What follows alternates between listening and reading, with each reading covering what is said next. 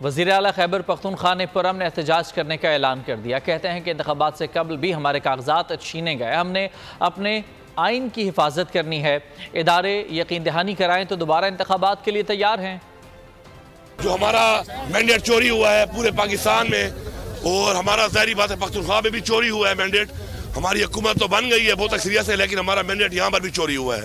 पाकिस्तान की तारीख में बदतरीन धांधली की गई है और फॉर्म 47 और 49 पे डिक्लेयर किया गया उन लोगों को कि जो इलेक्शन पूरी तरह हार चुके थे, तो उसके खिलाफ इंशाल्लाह कल हमारा यहाँ पे एहतजाज होगा। इलेक्शन के अंदर बारहा बताया गया वीडियो के जरिए, हर चीज के जरिए कि कागजात छीने जा रहे हैं। हमारा ये फर्ज है बहैसियत पाकिस्तानी कि हमने अपने आइन का तहफ़्फ़ुज़ करना है। ये एग्जैक्ट जो रिजल्ट है उसको ठीक करें या फिर दोबारा इलेक्शन कराएं और फ्री एंड फेयर इलेक्शन करवाएं, ताकि जो अवाम का मैंडेट है उसके मुताबिक हुकूमत बने।